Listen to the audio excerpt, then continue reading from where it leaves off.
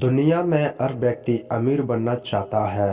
वह भी चाहता है कि उसके पास अच्छी गाड़ी हो, अच्छा घर हो और उसका बिजनेस अच्छा चलता रहे, अच्छा पैसा और अच्छा खाए। परंतु कुछ लोग अमीर बन जाते हैं लेकिन कुछ लोग अमीर नहीं बन पाते। शायद उनके सपने अधूरे रह जाते हैं। वह चाहते हैं कि उनके पास करोड़ों रुपया हो, परंतु वह अमीर नहीं बन पाते। उसका कारण है कि पैसों का मैनेजमेंट करना नहीं जानते। उन्हें नहीं पता होता कि पैसों का मैनेजमेंट कैसे किया जाता है। इसी कारण से आदमी अमीर नहीं बन पाते। जो अमीर लोग होते हैं उनको पैसों के मैनेजमेंट के बारे में अच्छा सा ज्ञान होता है। वह पैसों का मैनेज करना अच्छी तरह से जानते हैं और वह उन पैसों को अच्छी जगह इन्वेस्ट करते हैं जहां से उनको लाभ हो। इसलिए अमीर और भी अमीर बन जाते हैं। बचपन में हमारे माता पिता द्वारा हमें बताया जाता है कि यदि हम अच्छे से पढ़ लेंगे और अच्छे नंबर प्राप्त करेंगे तो हमें जीवन में अच्छी नौकरी मिलेगी, जिससे हम बहुत सारा धन कमा सकेंगे। लेकिन दुनिया में कई ऐसे लोग हैं जो बहुत सारी पढ़ाई की है, उनके पास कई डिग्रियां हैं और अच्छी खासी जॉब भी कर रहे हैं, परंतु उनकी आर्थिक स्थिति मजबूत नहीं है। उनके पास पैसों की कमी है, वह अच्छा घर नहीं ले सकते, उनके पास गाड़ी भी नहीं है। ऐसा क्यों होता है? तथा दूसरी तरफ ऐसे लोग भी होते हैं जो कम पढ़े लिखे होते हैं और उनके पास जॉब भी नहीं होती और ना ही जॉब के लिए इधर उधर भटकते हैं, फिर भी अमीर लोगों में गिने जाते हैं। हम यदि उदाहरण के रूप में जाने तो आज जो भारत के सबसे बड़े अमीर व्यक्तियों में गिने जाते हैं, धीरूभाई अंबानी, जिन्होंने बहुत कम पढ़ा लेकिन आज भी बहुत अमीर आदमी हैं। अगर हम बात करें तो पढ़ाई और लिखाई से लोग अमीर बनते हैं, तो ऐसा बिल्कुल नहीं। यह सोच बिल्कुल ही अमीर नहीं बनाती, बल्कि हमें फाइनेंशियल मैनेजमेंट आना चाहिए। हम किस तरह से फाइनेंशियल मैनेजमेंट करके अमीर बन सकते हैं कि पुस्तक रिच डैड पुअर डैड में बताई गई है। रॉबर्ट टी कियोसाकी के बारे में बात करें तो उनके दो पिता थे। एक पिता बहुत ज्यादा अमीर थे तथा दूसरे पिता बहुत गरीब थे। अब आप पूछेंगे दो पिता कैसे हो सकते हैं वाला? तो जी हाँ, जो उनके असली पिता थे वह बहुत गरीब थे और बहुत पढ़े लिखे। उनके पास काफी डिग्रियां थी, परंतु वह जो उनके दूसरे पिता थे वह अपने बेस्ट फ्रेंड के पिता को ही अपना मानता था, जो बहुत ज्यादा अमीर है और अपने क्षेत्र में काफी सफल है। उनके दोनों पिता ने साथ ही में पढ़ाई की थी। उन्होंने कड़ी मेहनत परिश्रम भी किया, परंतु अमीर पिता ने पढ़ाई बीच में ही छोड़ दी थी। बल्कि जो गरीब पिता थे उन्होंने पढ़ाई जारी रखी, लेकिन अपने अपने क्षेत्र में दोनों ने काफी मेहनत करके अपनी सफलता प्राप्त की। लेकिन दोनों पिता के बीच में पैसा कमाने की राय बिल्कुल अलग थी। आइए जानते हैं दोनों पिता के बीच पैसे के मामले में क्या रहा थी विस्तार से। सकारात्मक सोच।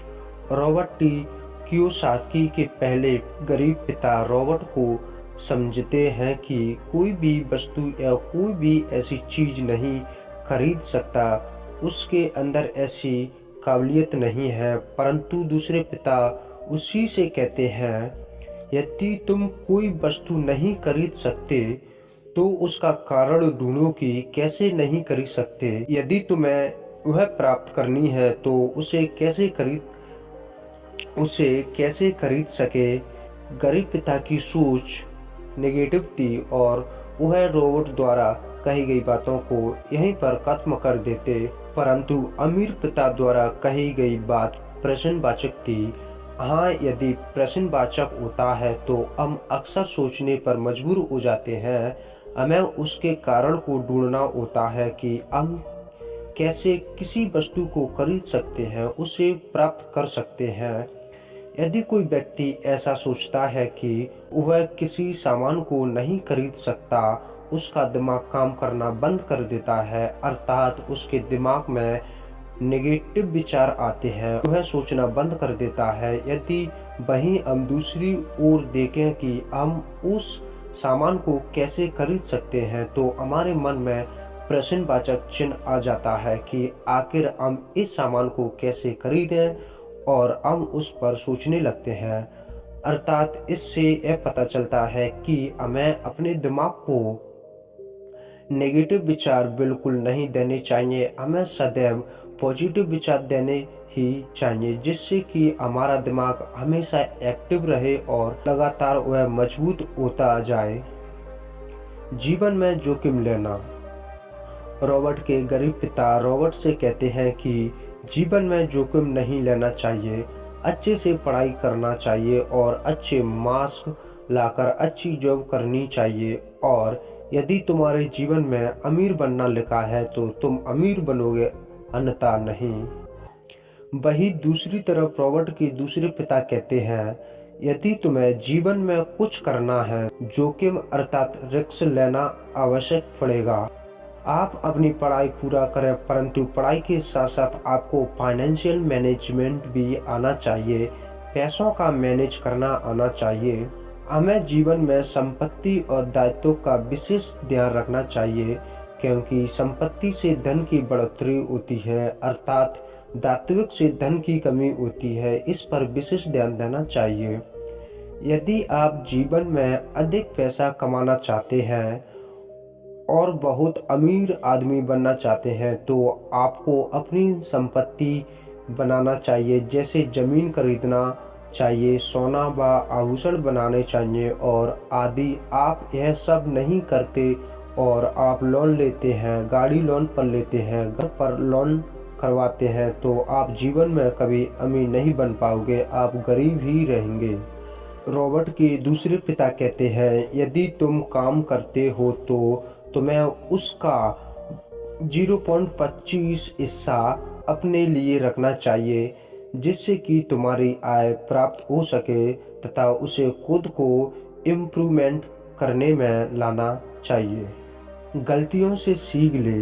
रॉबर्ट के दोनों पिता ने रॉबर्ट को बचपन में ही बताया कि यदि तुम कोई गलती करते हो, उस गलती को दोहराना मत, उस गलती से तुम सीख लेना और उस गलती को दोबारा ना करने की इच्छा रखना, जिससे कि तुम जीवन में आगे बढ़ सकोगे और उच्च मुकाम को हासिल कर सकोगे। रॉबर्ट के पहले पिता का कहना था कि हमें पैसे के पीछे नहीं भागना चाहिए, हमें पैसों के लिए काम नहीं करना चाहिए, हमें काबिल होने के लिए काम करना चाहिए। बल्कि दूसरे अमीर पिता का कहना था कि हमें हमेशा पैसों के लिए ही काम करना चाहिए, हमें पैसे कमाने के नए नए तरीके ढूंढना चाहिए। मौके की पहचान करना। किसी को अमीर बनना है, परंतु वह अच्छे मौके की तलाश करते हैं, लेकिन अच्छा मौका बताकर नहीं आता। हमें अच्छे मौके की पहचान करनी होती है, जिससे अच्छे मौके की पहचान कर ली, वह जीवन में आगे बढ़ गया। चलिए इसे एक उदाहरण से समझते हैं। एक आदमी एक शहर से गुजर रहा था। उसने एक घर में एक बोर्ड लगा हुआ देखा, उस पर लिखा था हाउस फॉर सेल। वह इस मौके को गंवाना नहीं चाहता था, क्योंकि उस समय मंदी चल रही थी, तो बहुत ही कम कीमत पर वह घर बिक रहा था। उसने उस घर को खरीद लिया। कुछ समय बाद मंदी खत्म हुई और उस घर की कीमत बढ़ गई। उसने उसको दुगने तिगने दाम पर बेच दिया और उसे काफी मुनाफा हुआ। पैसों को सहज करने की समझ होना। दुनिया में सभी पैसों को सहज कर सकते हैं, सबको पैसा सहज कर रखना बहुत अच्छी तरह से आता है, पर यहाँ इसका यह अर्थ नहीं कि पैसे एक अलमारी या गुल्लक में रखना हो या बैंक में रखना हो। अर्थात सहज का अर्थ क्या है कि हमें पैसे कहाँ पर इन्वेस्ट करना है, कहाँ पर खर्च करना है जिससे कि हमारी आय बनी रहे और हम पैसों को इन्वेस्ट करते रहे। तो हमें इस बात को समझना चाहिए पैसे कहाँ पर इन्वेस्ट करना है और कहाँ पर नहीं। यदि इन्वेस्ट अच्छी जगह पर होगी तो इनकम भी अच्छी रहेगी।